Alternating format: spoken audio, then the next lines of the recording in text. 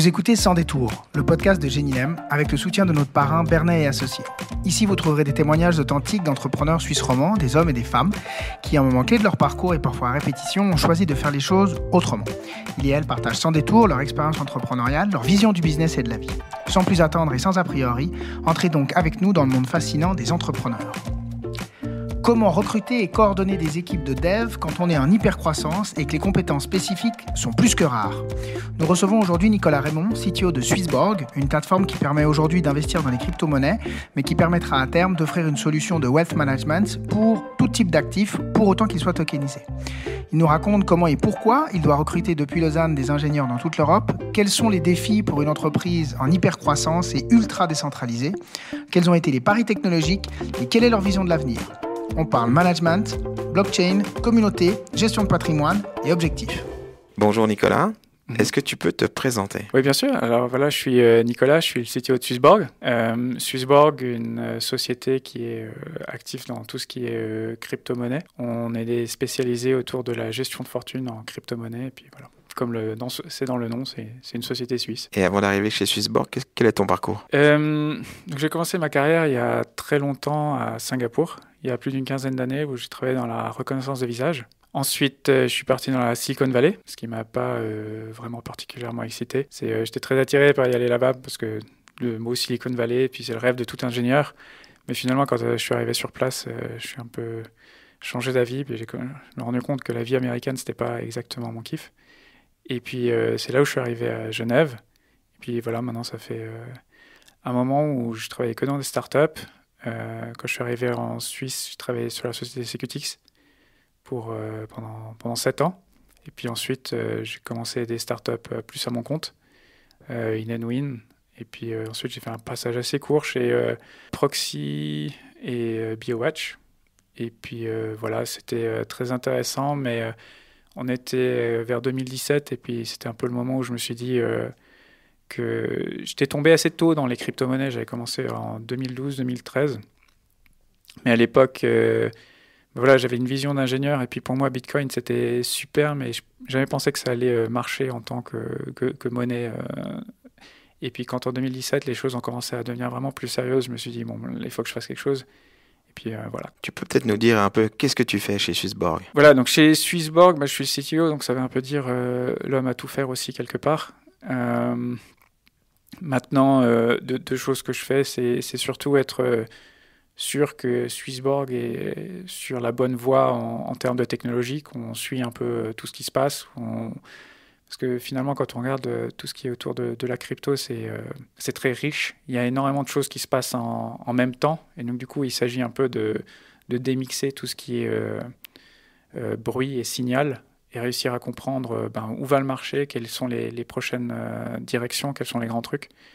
Et c'est là où j'ai vraiment un rôle très important. Et puis, on va dire, surtout maintenant, et puis au début, c'était beaucoup plus technique même. On a beaucoup grandi, donc maintenant, il y a une équipe de management, il y a des leaders techniques, et puis je m'occupe de choses qui sont beaucoup plus génériques. Ça fait combien de temps que tu es chez Swissborg? Donc, on a fait l'ICO en décembre 2017, et puis depuis, je suis là. Et tu as été engagé en tant que CTO dès le début? J'ai été engagé en tant que Head of Engineering, donc j'ai rejoint juste après l'ICO, pendant l'hiver. Et puis voilà, comme ils venaient de faire l'ICO, nous on s'est rencontrés, et puis tout est allé extrêmement vite. Donc voilà, ils m'ont pris comme Head of Engineering, mais quelques mois plus tard, ils m'ont mis CTO.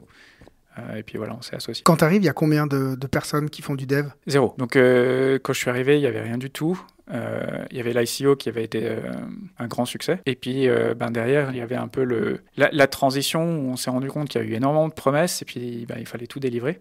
Et donc voilà, c'est à ce moment-là où je suis arrivé. Et aujourd'hui, vous êtes combien? Et aujourd'hui, il y a 85 ingénieurs. Et en tout, vous êtes combien? 230 ou 250, je n'ai plus les chiffres exacts en tête, mais dans cet ordre de grandeur. Ouais. Raconte-nous un petit peu comment fonctionne Swissborg en termes de gouvernance, en termes de où se trouvent les gens. Alors, Swissborg, c'est une société qui est très décentralisée d'un point de vue géographique. Donc, on a commencé et puis on avait un bureau à Lausanne. Donc au début, tout le monde travaillait dans les bureaux et on s'est assez rendu compte que par rapport à la vitesse de croissance de Swissborg, on n'avait pas le temps et les moyens d'embaucher tout le monde en Suisse. Parce que finalement, quand on regarde de Lausanne, on est en Suisse romande, C'est un bassin de 800 000 habitants. Réussir à trouver des ingénieurs spécialisés qui sont capables d'adresser des points d'application mobile qui vont gérer des problématiques de passage à l'échelle et des passages d'utilisateurs grand public. Il n'y a pas beaucoup d'exemples en Suisse, il n'y a pas beaucoup de gens qui ont de l'expérience. Du coup, réussir à trouver des gens qualifiés en Suisse romande, c'est vraiment très compliqué.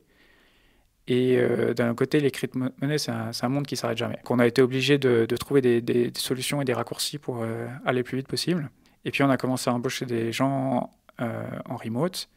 Et ça a commencé à poser des problèmes parce qu'il y avait des gens qui se voyaient tous les jours, qui étaient capables de faire des discussions dans les bureaux et tout. Et puis finalement, la solution, elle est venue d'elle-même. Il y a le Covid qui est arrivé, qu'on a tous commencé à travailler à la maison. Puis on n'est jamais revenu au bureau. Qu'est-ce que ça change d'être tous remote ? D'être tous remote, ça fait surtout que, j'ai envie de dire, d'un point de vue macro, c'est qu'on peut commencer à embaucher des gens qu'on ne pourrait pas autrement embaucher en Suisse et on va beaucoup plus vite. Parce que je ne sais pas s'il y a quelqu'un qui est disponible immédiatement et puis qui est en Pologne ou qui est en Hollande ou je ne sais pas où. Ça permet de commencer à adresser une partie de la population qu'on n'aurait pas pu adresser autrement, quoi. Si on prend un point de vue technique, on a fait quelques paris assez audacieux pour Swissborg. Typiquement, toute l'infrastructure, elle a été codée en Scala, tout ce qui est back-end. Et des développeurs Scala, il n'y en a pas beaucoup. Donc, à travers le monde. Donc, si on commence à se mettre des limitations géographiques, ça devient extrêmement dur. Et puis, voilà, quoi. Juste pour un peu enfoncer le clou, mais en Suisse, la plupart des ingénieurs vont avoir 3 mois de préavis. Donc 3 mois de préavis à la fin du mois, ça fait 4 mois quasiment souvent, entre 3 et 4 mois de lag entre la personne qui veut signer et ce qu'elle arrive, plus après les temps de recrutement, etc. et tout. Donc on publie un job post et il faut attendre plus de 6 mois pour qu'il y ait la personne qui vient. Ça, c'est juste... On s'en sort pas, quoi. Mais du coup, c'est à double tranchant parce que tu peux avoir aussi d'un autre côté tes équipes qui peuvent partir très rapidement. C'est juste, mais ça c'est alors ça pour le coup c'est je veux dire on a fait un pari extrêmement audacieux, c'est qu'on a mis toutes les périodes de congé, on les a mis les plus petites possibles parce que deux choses déjà. Un, ça fait que les gens ils se sentent pas prisonniers. Et puis moi, quand il y a quelqu'un qui veut partir, j'aimerais qu'il vienne me voir et me dit écoute Nicolas, je suis pas content, je cherche à partir. Et je veux pas garder des gens qui, tu vois, qui dans leur tête sont déjà partis et puis qui sont encore là, quoi. Donc ça change le mindset, mais moi j'ai pris ce pari-là. Pour quelqu'un qui vient peut-être d'une histoire plus traditionnelle où on est encore beaucoup en présentiel, comment tu coordonnes 250 personnes qui sont dans le monde entier avec des créneaux horaires différents pour qu'à la fin tu arrives à faire quelque chose qui soit ordonné et qui avance simultanément en fait. Alors le premier truc c'est que on est en remote mais on n'est pas sur des créneaux différents. Donc il y a tout le monde qui est en Europe ou alors en Afrique du Sud, mais il y a très peu de monde, mais on va dire grosso modo on est tous sur le même fuseau horaire. Il y a quelques personnes à Dubaï, il y a des exceptions, mais on va dire en grande partie on est tous sur le même fuseau horaire. Et ensuite, il s'agit d'utiliser tous les outils qui sont là pour ça, quoi. J'ai envie de dire, le Covid, ça a mis énormément. Donc après, c'est toujours pareil, c'est que quand on est un ingénieur, il y a besoin de beaucoup de calme et de temps pour pouvoir coder et développer. Et en fait, le travail en remote est très approprié pour ça. Donc après, ça veut pas dire qu'il n'y a pas de coordination, mais ça veut surtout dire qu'en fait, il faut mettre un gros accent sur tout ce qui est une qualité de management. Donc à Swissborg, on a 5 engineering managers qui sont vraiment à disposition et qui font un travail en one-on-one avec les ingénieurs pour s'assurer que tout a été bien fait en termes d'explication de travail, de gestion des priorités, de bien-être de la personne au sein de la société, etc., etc. Pour l'extérieur, je pense que ça reste quand même une façon de travailler assez abstraite. Est-ce que tu peux peut-être décrire, je sais pas, à quoi ressemble un employé de chez Swissborg qui est là, Gila, si c'est un homme, si c'est une femme? Ça dépend des équipes, c'est dur de faire une ségrégation comme ça. Après, dans l'ingénierie, évidemment, il y a beaucoup plus d'hommes. Maintenant, il n'y a pas que des hommes, on a aussi des femmes et on fait un effort dans ce sens-là. Maintenant, une journée type, il s'agit de regarder un peu enfin, il y a beaucoup qui est lié aux outils. Donc, le truc de base, c'est qu'on utilise Slack. Il y a énormément qui est fait à travers cette messagerie instantanée. Ensuite, tous les meetings ont lieu dans Google Meet. On utilise Miro pour travailler et puis pour brainstormer ensemble. C'est un peu une espèce de whiteboard collaboratif en temps réel. Je veux dire, ça, c'est les 3 outils de base et les 3 piliers. Et puis, on a des calendriers pour se coordonner, pour se retrouver, etc. Et tout. Mais on est d'accord, toi, t'as jamais vu l'intégralité des collaborateurs de Swissborg? Alors, l'intégralité, non, mais on va dire à des temps donnés, une grande partie, oui. Nous, on fait des rassemblements d'entreprises. Donc, le dernier avait lieu au mois de mars, où on avait ramené toute la société à Lisbonne. On avait pris un grand hôtel et puis voilà. Puis là, on est en train de planifier le prochain rassemblement. Et comment tu fais pour recruter ces talents au travers le monde dans des compétences qui sont quand même très pointues, voire pas encore existantes sur le marché? Comment tu fais ça? Alors, le premier truc qui est intéressant, c'est que comme on a fait ce que je disais, des paris techniques, il faut aussi voir l'autre côté du miroir, c'est que des gens qui cherchent à travailler avec cette technologie, ils n'ont pas beaucoup d'offres. Donc, il y a une sorte d'appétence et après, il y a beaucoup de bouche à oreille. Et puis, dans l'écosystème Scala, on s'est forgé une réputation et puis même, on va dire, dans l'écosystème crypto aussi. Et c'est une des raisons pour laquelle vous optez pour cette technologie-là? Alors, j'ai pas la référence exacte, mais j'imagine que tout le monde connaît Paul Graham. Pour ceux qui connaissent pas, connaissent pas, Paul Graham, donc c'est la personne qui a créé Y Combinator aux États-Unis, un incubateur très célèbre qui a eu beaucoup de monde, voilà. Et puis, il a un article de blog, enfin, il a un blog qui est très connu. Et, dedans, il a un article qui s'appelle Beating the Average. Et justement, il explique comment, quand lui, il avait créé sa société e-commerce, il avait fait le choix de prendre des langages qui n'étaient pas forcément communs.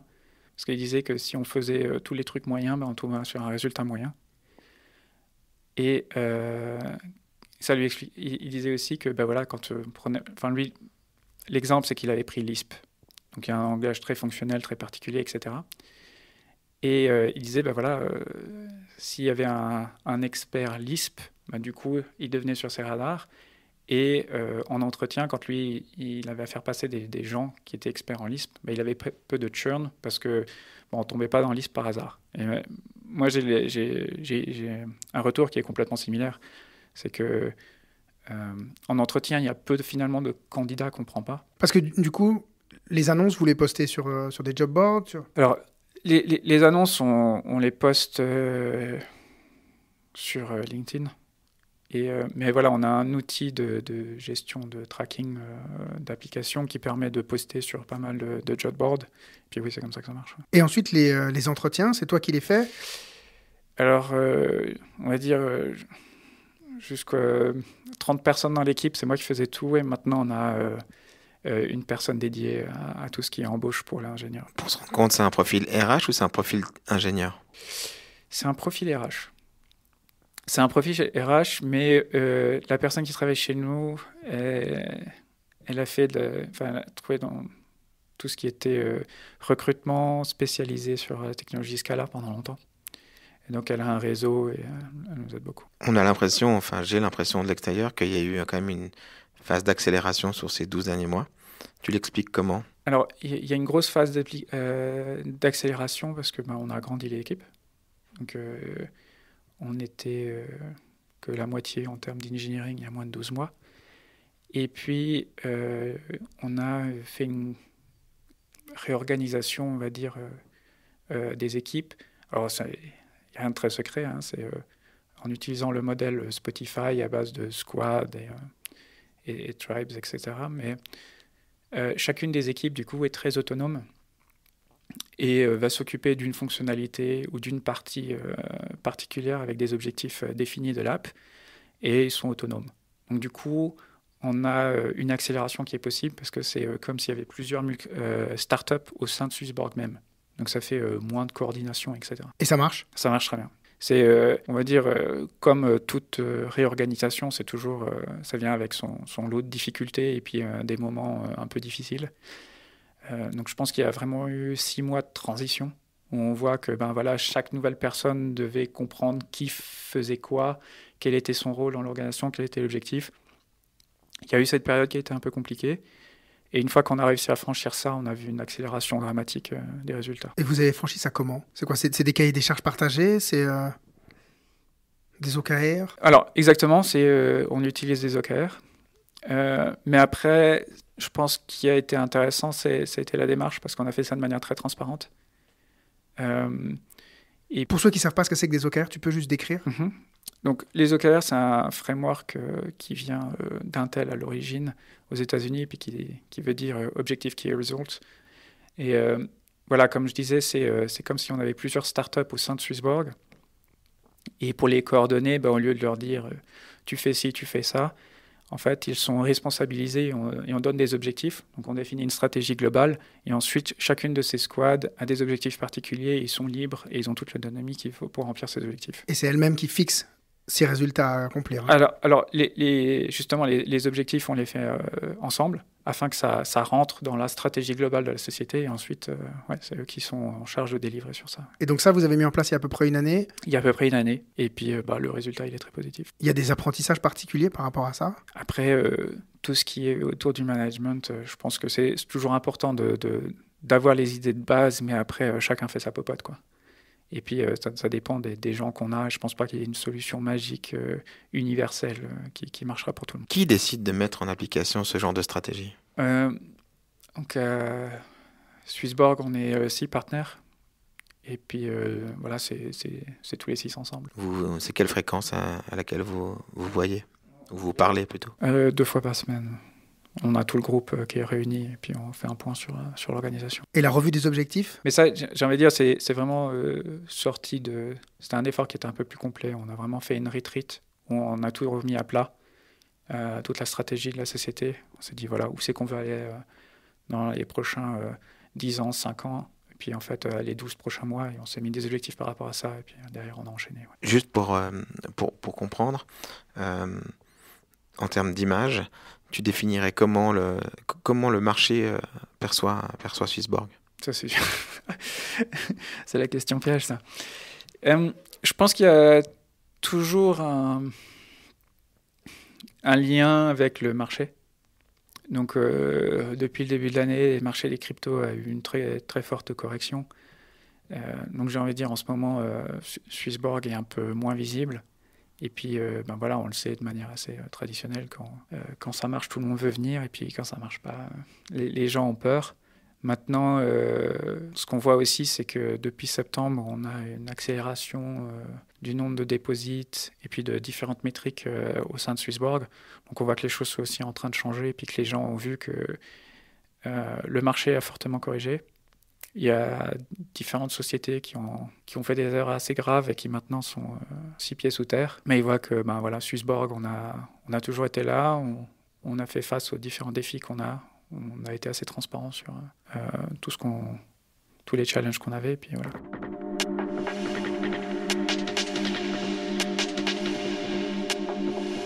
J'imagine c'est une question qui revient fréquemment, que ce soit par des investisseurs, des amis, des membres de la famille.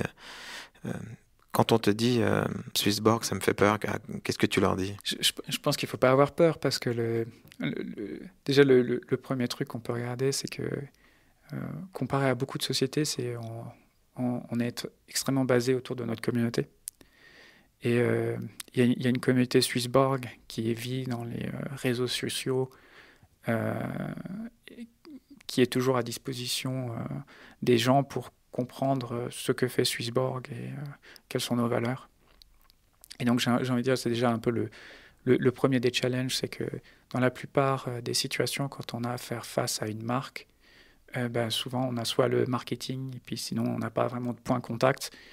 Et la première des grosses différences avec Swissborg, c'est qu'il y a une communauté. Et en termes de volume, ça représente quoi à peu près? C'est dur de dire, mais... C'est plusieurs centaines de personnes, milliers de personnes? Oui, c'est en milliers de personnes, ouais. Et comment vous interagissez avec elles? Donc on a une plateforme Discord avec la communauté, on est sur Telegram, sur Twitter. Il y a beaucoup de gens qui interagissent avec moi sur Twitter. Oui. On a beaucoup parlé de l'ingénierie, on a beaucoup parlé des techniciens qui travaillent dans Swissborg. Comment vous faites l'acquisition de nouveaux clients? Pour le moment, tout s'est fait de manière très naturelle et organique. Le Swissborg a en fait été là au bon moment, on va dire. Et c'est ce qu'on a vu à travers notre data, c'est qu'il y a eu énormément de référals, donc, de liens de parrainage, etc. C'est comme ça que ça a vraiment fonctionné au début avec les communautés YouTube et les communautés crypto qui ont existé au début, qui ont beaucoup parlé de Swissborg. Donc là, maintenant, depuis janvier et puis les corrections de marché, on voit que la croissance, elle est beaucoup plus plate.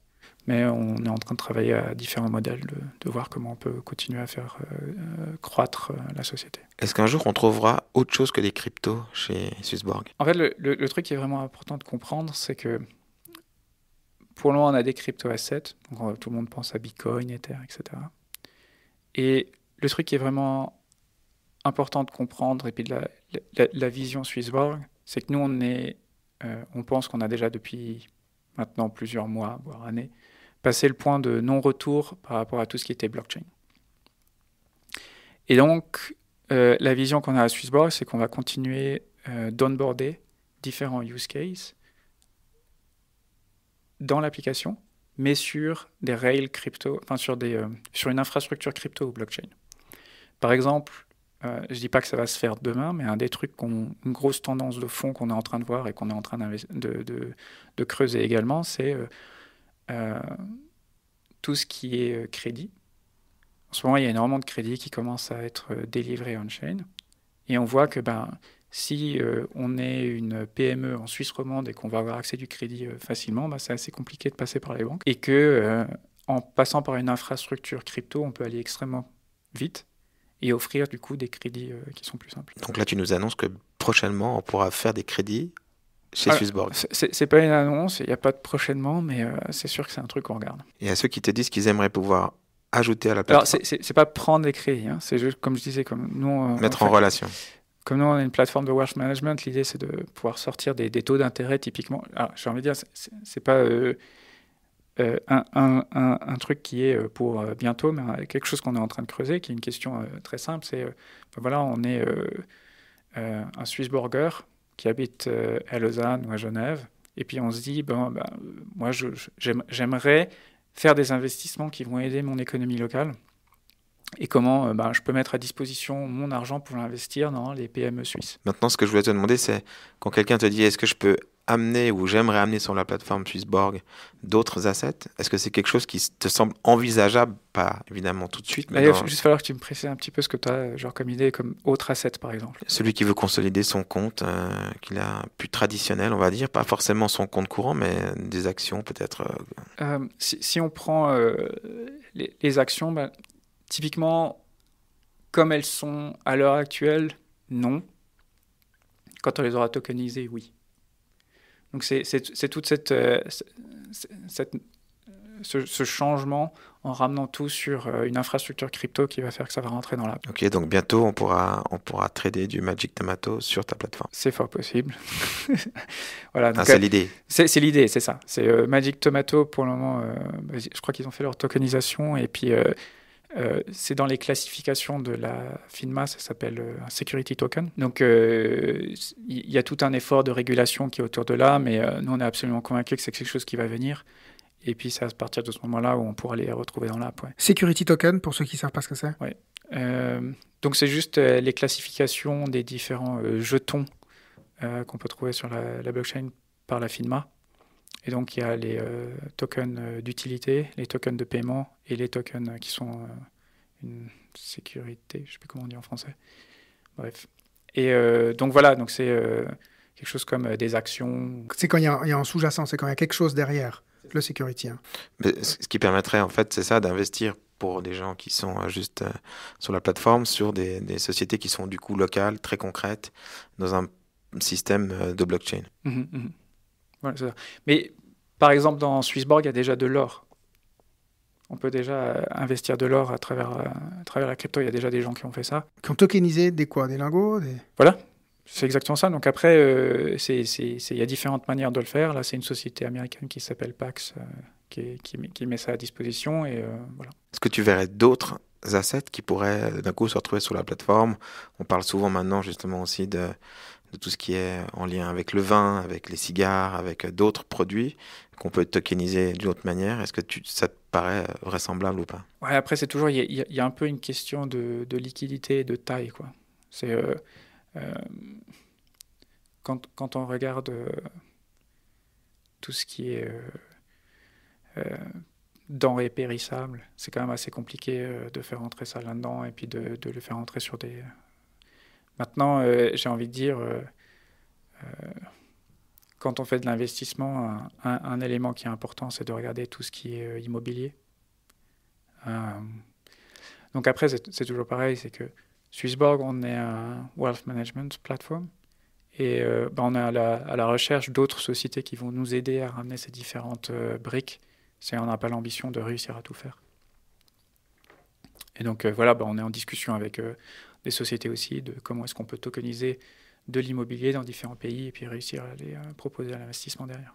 Est-ce que le fait que la société soit basée à Lausanne et que toi-même, sauf erreur, tu es plutôt de la région, ça crée un lien avec le PFL par exemple et qu'aujourd'hui, tu as réussi à sensibiliser sur les besoins futurs de Swissborg, mais pour d'autres Ouais, alors je fais le forum PFL tous les ans depuis très longtemps.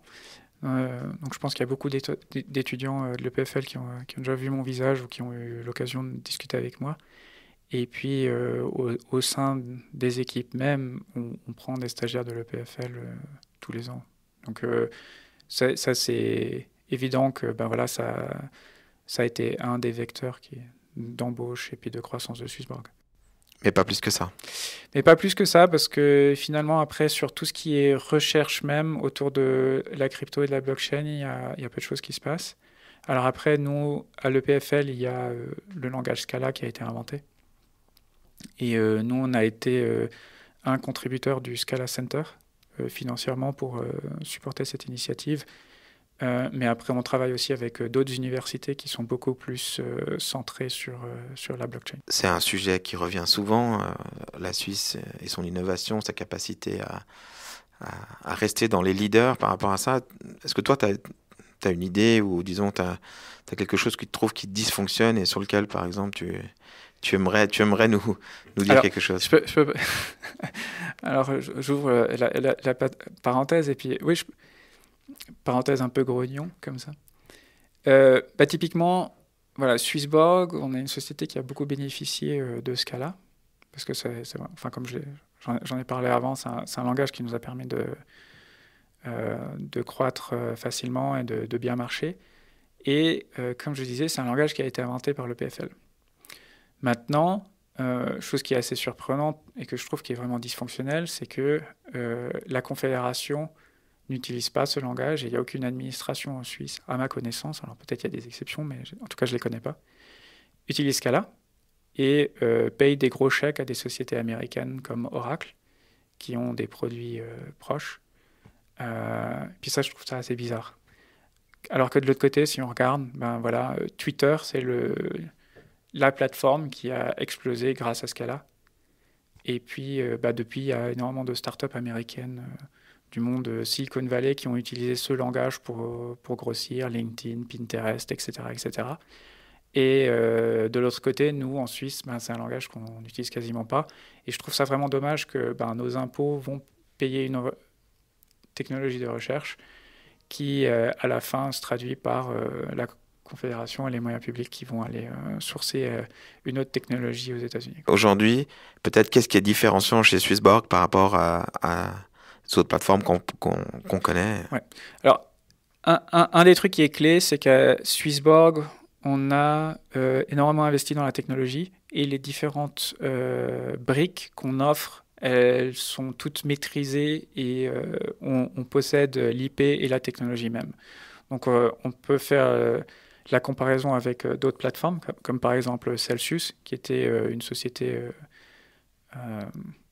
très connue dans le monde de la crypto, qui avait surtout fait un assemblage d'autres technologies. Et puis, finalement, ils n'ont jamais réussi à offrir une user experience qui était aussi bonne que chez nous. Et puis, on voit que dans des moments difficiles, c'est assez compliqué de gérer quand tu ne possèdes pas toutes les différentes pièces du puzzle.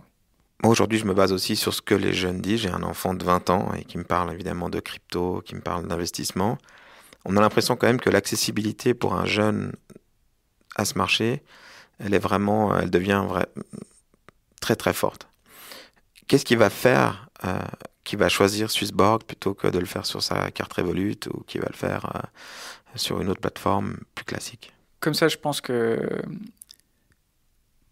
si on connaît Revolut, je pense que c'est assez naturel d'aller cliquer sur la partie crypto parce qu'on l'a déjà dans le portefeuille, etc. Maintenant, les différences qui sont fortes avec Swissborg, c'est qu'il y a une différence autour du prix. J'ai juste refait les tests avec un des membres de la communauté il y a quelques jours et les différences sont flagrantes. Et puis après, c'est en termes de capacité et d'offres qui est beaucoup plus grande chez Swissborg. Donc on aura plus de tokens et ensuite il y aura toute l'offre autour du passive income parce que ça c'est vraiment la brique de base que je considère, mais nous on est en train de rajouter énormément de services autour de tout ça. Donc comme par exemple, si tu achètes un token comme du Bitcoin, c'est bien de garder le Bitcoin dans ton portefeuille. Ce qui est encore mieux, c'est d'avoir la capacité de gagner un taux d'intérêt sur ce Bitcoin. Et ça, c'est des choses que tu peux faire chez Swissborg. Donc, on est en train de développer toute une offre où si tu as des assets crypto, comment est-ce que tu fais pour en avoir plus de manière passive? Et puis, on a d'autres véhicules d'investissement qu'on est en train de mettre en place, comme par exemple des thématiques qui te permettent d'acheter un panier de crypto-monnaies en un seul clic, au lieu de devoir te dire, est-ce que je crois en cette monnaie ou celle-là. Et donc, tous ces intérêts, tout ce que vous achetez, ce que tu as appelé d'obtenir passivement de la crypto, tu réponds à un fantasme de tout le monde, c'est-à-dire que bientôt on n'aura plus besoin de travailler, on laissera Swissborg faire et ça va rouler tout seul. Exact, c'est ça. Bon alors après, c'est toujours pareil, ça dépend de quel est le taux d'intérêt, quoi. Et puis je pense que la leçon que tout le monde a compris dans l'écosystème, c'est que si le taux d'intérêt il est trop élevé, c'est qu'il y a un problème. Merci. Merci Nicolas, ouais. Merci beaucoup. Je t'en prie. Voilà, nous sommes arrivés au terme de cette rencontre avec Nicolas. Comme il nous le raconte, Swissborg a choisi dès le début de maîtriser sa technologie à l'interne afin de pouvoir aller plus vite que ses concurrents, mais surtout de proposer une expérience utilisateur extrêmement qualitative et réactive aux besoins de sa communauté. On comprend en écoutant Nicolas que les choix technologiques du début, en choisissant des langages ou des frameworks très spécifiques, ont permis d'orienter le recrutement des meilleurs ingénieurs avec un mindset commun d'excellence chez tous ces talents. Et pour celles et ceux qui sont habitués à ce podcast, vous vous doutez bien que j'ai beaucoup apprécié écouter Nicolas sur la mise en place des OKR, dont nous avions déjà discuté lors d'un précédent épisode. C'était avec Vincent Privet, qui nous parlait d'une autre scale-up vaudoise, NEHO, N-E-H-O. Quoi qu'il en soit, cette méthode de management par objectif en cascade permet à Swissborg d'organiser la croissance globale de l'entreprise autour de plus petites équipes, c'est les squads, qui poursuivent chacune des objectifs propres. Un peu comme si Swissborg était sous-divisé en start-up qui avancent chacune très vite et toutes dans le même sens, à savoir permettre à Swissborg d'offrir une solution de gestion de fortune pour tous grâce aux technologies blockchain. Et tout ça de manière très décentralisée et en hyper-croissance. C'est hyper impressionnant, je trouve. Voilà, et pour celles et ceux qui souhaitent aller plus loin avec cette méthode, nous vous recommandons le livre de John Doerr, Mesurer ce qui compte.